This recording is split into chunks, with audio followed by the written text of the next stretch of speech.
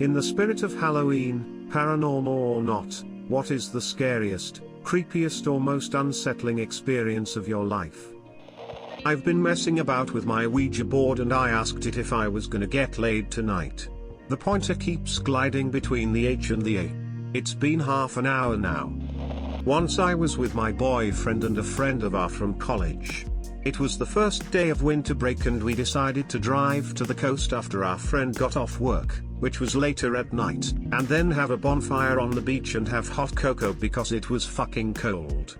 On the way back we drove through the coastal mountains, and the way we drove there weren't towns, rest stops, etc. for a good 50-mile stretch.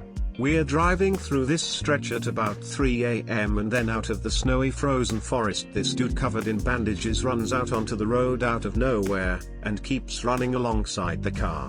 We're driving highway speed, so he is running fast, and it was super creepy. Then he just ducks back into the trees again and is gone. We all kind of are silent for a moment and then ask, so, you guys saw that, right? And we all had. Months later I was at a bookstore and I came across a book about local hauntings while I was waiting for my brother to finish shopping. I thumbed through it, and there was a chapter called Bandage Man about a ghostly figure who haunts that section of highway and even sometimes causes crashes. When I was 15 years old my uncle came to live with us in our basement. He parked his car in the backyard and would come home through the back door and deck where you could hear the deck make noise every time someone walked on it, so we would usually know he was home before he walked in the door from the noise on the deck. One night I was home alone, just me and my golden retriever and watching a movie. Around 11 p.m. I heard someone on the deck and assumed it was my uncle. After a few minutes he didn't come in, so I wondered what was going on and got up to check. The back deck had motion-sensitive lights and they were on, confirming my suspicions that he had been on the deck. I opened the back door and immediately my dog started growling and barking like crazy. She was completely freaked out, her hackles were raised and I had to hold her back from the door. I managed to call out for my uncle and no response. I checked the carport and his vehicle wasn't there, so I was a little creeped out by this point and locked the door and went to sleep. The next morning my uncle tells me that he came home around midnight and was not able to enter our alley to park his car in the back because of the police cars blocking our alley off. He stopped to ask them what was up and they told him that this guy had been prowling the neighborhood and sexually assaulting women and had been seen in our alley. The prowler apparently ended up a few blocks away, breaking into a woman's house, pulling her out on her front lawn and assaulting her there before he was finally caught. Pretty sure he was prowling our house before my dog scared him off. When I was a kid living in Japan, there were a lot of centipedes. The amount changed depending on the weather. One day I was walking up the hill to my house and looked in a big hole in the ground with a gate on top. And I could have sworn I saw a huge centipede dragging a small dead bird away. I only saw it for a second and to this day I'd if it actually happened. I guess that's what I see so disturbing about it. I used to work at an inn that was haunted. This particular inn was in Massachusetts and used to serve as a hospital for Revolutionary War soldiers. A couple of things happened to me while I worked there, but there was one experience that I will never forget. I used to be the first one and so that I could prepare snacks and coffee for early bird guests. It would be just me and the night audit for a couple of hours until the kitchen staff came in at 7. Anyways, one morning I was in the kitchen by myself preparing coffee. The refrigerator lights began to flicker, which in all honesty, wasn't that unexpected. I turned away from the coffee machines so that I could go get milk from the refrigerator and caught something in the corner of my eye at the dining room doors. There was a pale woman looking at me through the little windows on the door.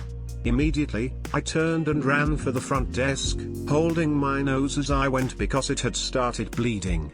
There is no way it could have been a guest because the dining rooms were locked. The night audit was also African American and hadn't left the front desk. As a 16-year-old who graduated early from high school in Guatemala, I decided to enroll in a pre-med program to see what it would be like to be a doctor.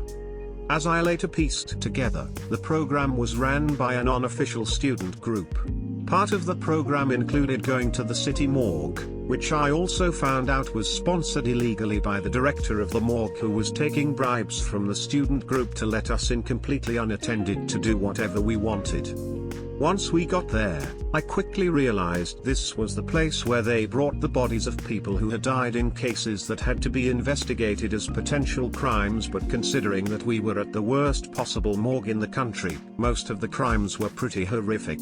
They gave us a decapitated guy to work with. He had also been hacked with a machete. His head was still attached to the body through a small flap of neck skin. There I also saw a dead drowned baby, which was pretty horrific on its own. The poor baby looked like the general depictions of aliens, which made me understand why we think imaginary aliens were made to look like that. The necropsy itself was pretty brutal. The older students kept making jokes about the body as they tore it to pieces, which was very unsettling. They pulled the dude's balls from his torso with some technique they had tried to master, according to them. Anyway, that night I simply couldn't sleep. I was staying with a family who I didn't know, and they had me alone in their giant house downstairs. Anyway, finally the fear kind of went away, and a few days later, while I was riding a pretty empty busway in the back, a guy who looked identical to the guy we hacked got on. He was holding a little girl who was probably 4 to 5 years old. While he was getting on, I was hoping he wouldn't sit close to me, but the dude sat right in front of me and put his daughter in the empty seat next to him. For about 5 stops, this little girl just stared at me with a blank look in her face. It was like she knew what we had done to her daddy, and she wanted to make sure I knew that she knew. As a kid, my house had a backyard patio that was elevated about 5 to 10 feet up, so you could still access my basement doors, which were right under it. I opened the patio door when I was like 6 or 7 years old and screamed out "hey" a few times. I saw a hand come up between the wooden safety rail that waved to me and quickly went back down. Quickly closed the door, put a few chairs in front of it and ran to my bed. Never went out at night again. When we were about 14, a friend and I sailed out to a small island near our camp for the night, and we kept the rain fly off so we could see the stars. Around 3 in the morning we heard a really weird noise like a chicken coming from the woods about 40 yards away, which made Abby jump on top of my chest. It then made a completely different grunting noise, and we laid down on our backs looking up, figuring an animal can't get in our tent, so let's just stay quiet. A few minutes later, a huge man leans over our tent in a Jason mask and trench coat and starts unclipping it. It's collapsing on us and we're screaming bloody murder. Tangled up in the tent, the zipper opens and Abby gets ripped out by her foot screaming, and I crawl out after them. He's chasing her around the fire and I'm chasing him. She eventually trips and he jumps right over her and runs back into the woods. We were too afraid to go through the woods to get our sailboat, so we put the tent back up and waited for daylight. When the sun came up, you could see the evidence of a scuffle, but there were no footprints around the shores of the island other than ours, and no indication that a boat had landed last night. We got the fuck out of there and haven't been back since. Scariest experience of my life, hands down. Getting married to my ex. Talk about needing an exorcism. Little late, but in college I lived in a house with 2 roommates near the edge of a not so great area. One weekend when they went out of town and I was alone, I went out to the bars and came back home and passed out. The next morning I woke up to some noise in the family room and figured I left the TV on. That's when I could actually feel people walking around. I freaked the fuck out, looked for my gun, but it was left in the living room with the intruders. I had no idea what to do, so I called the cops and for whatever reason yelled at them to get the fuck out. It scared them enough and they bailed out the back window.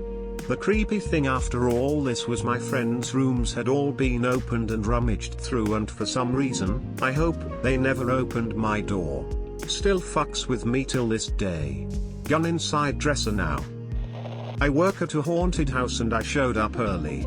And the only person there that I could really talk to was the manager's daughter, who was already in costume.